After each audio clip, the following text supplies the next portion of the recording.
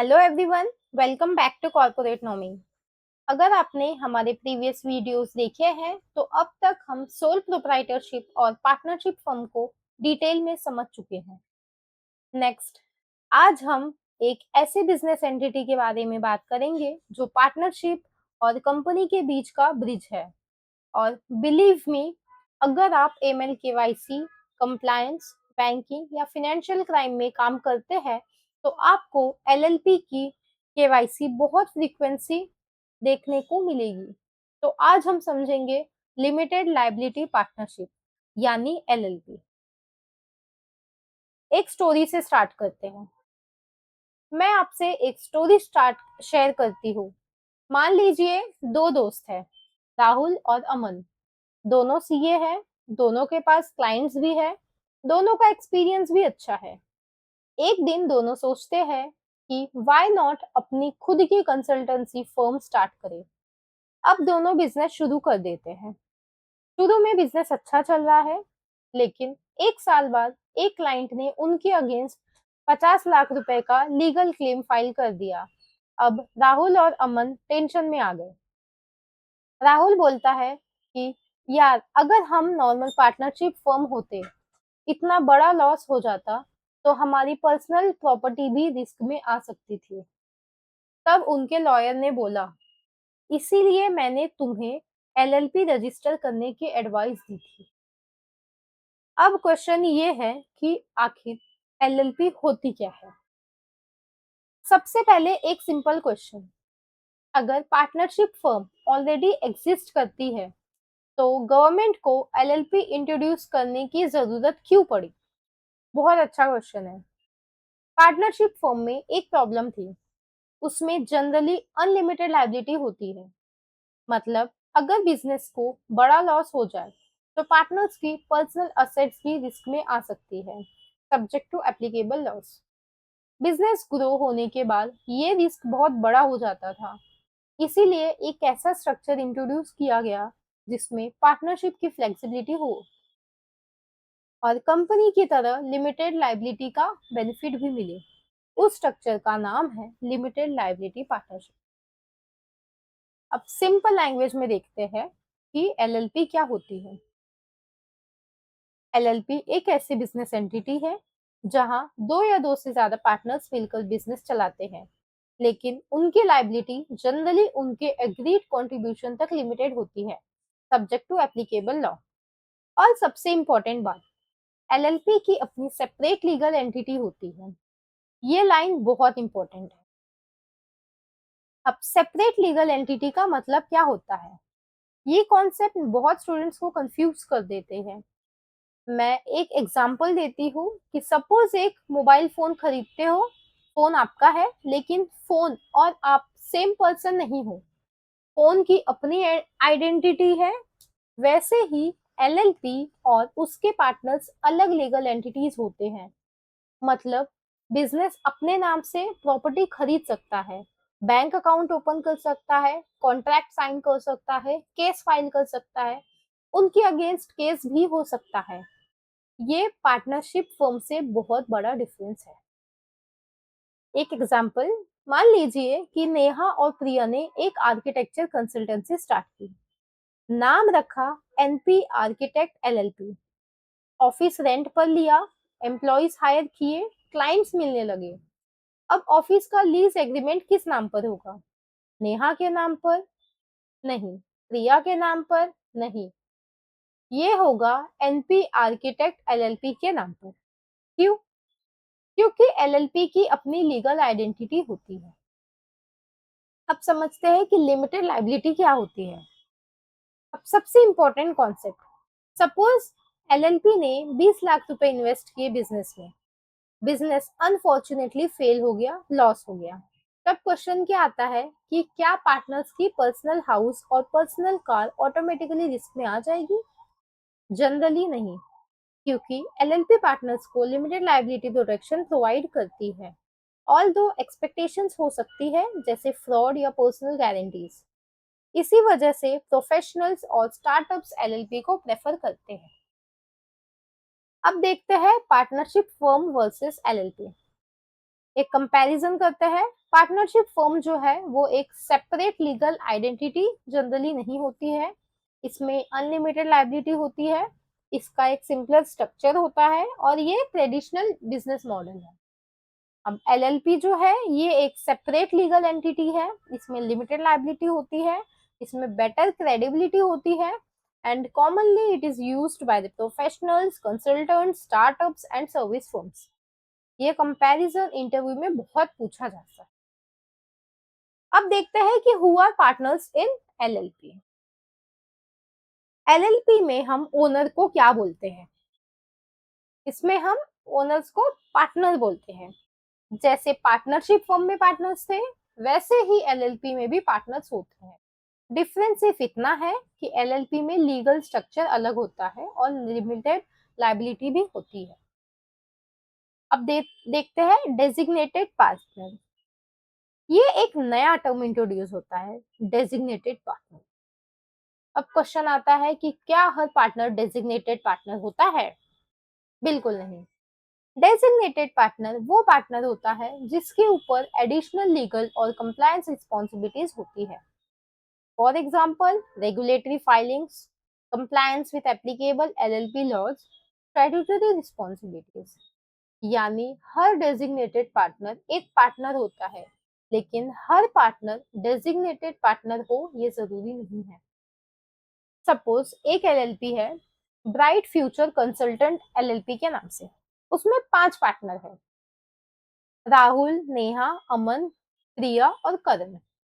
लेकिन इनमें से सिर्फ राहुल और नेहा डेजिग्नेटेड पार्टनर्स हैं। बाकी 3 भी ओनर्स हैं, लेकिन लीगल कंप्लायंस की प्राइमरी रिस्पॉन्सिबिलिटी राहुल और नेहा हैंडल करते हैं।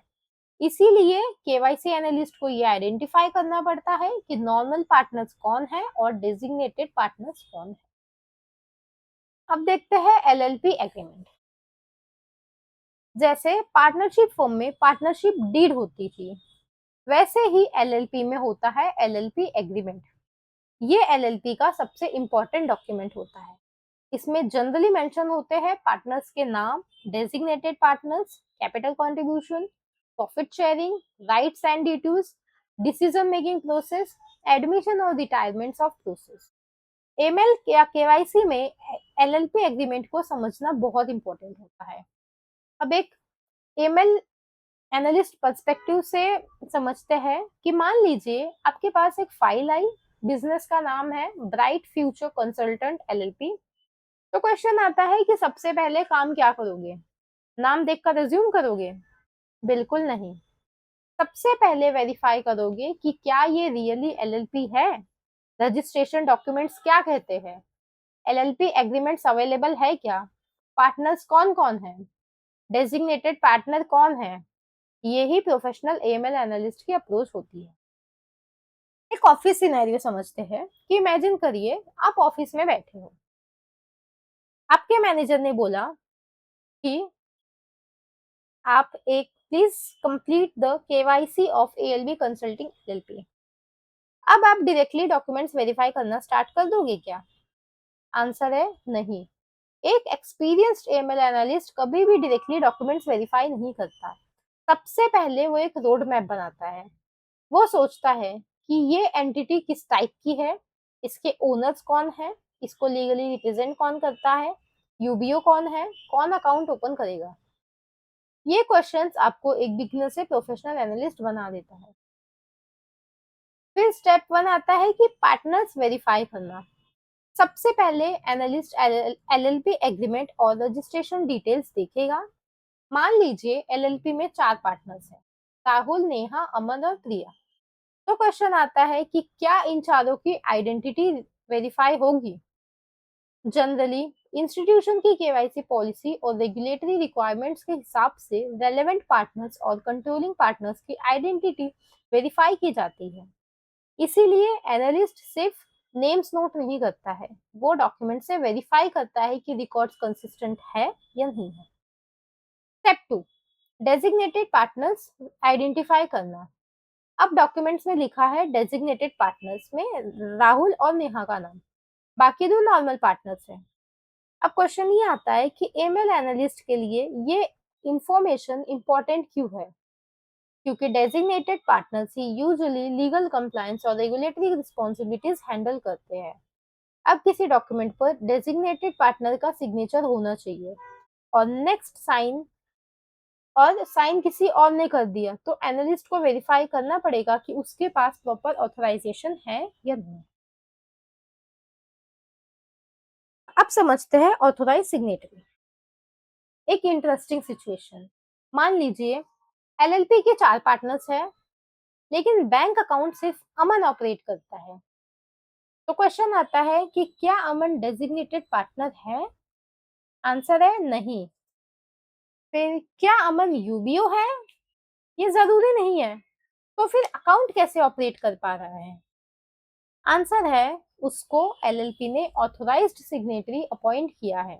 ऑथोराइज सिग्नेटरी का मतलब है कि एक पर्सन जिसे एलएलपी ऑफिशियली अथॉरिटी देता है कि वो एलएलपी की तरफ से कुछ काम करने, जैसे कि अकाउंट ऑपरेट करना, बैंक फॉर्म साइन करना, डॉक्यूमेंट सबमिट करना, कम्युनिकेशन हैंडल करना। लेकिन याद रखिए, ऑथोराइज सिग्नेटरी और यूबीओ दोनों अलग कॉन्सेप्ट हैं। ये इंटरव्यू में बहुत पूछा जाता है। अब समझते हैं कि यूबीओ क्या होता है। ये सबसे इम्पोर्टेंट टॉपिक है। मैं एक ओनरशिप स्ट्रक्चर बनाती हूँ।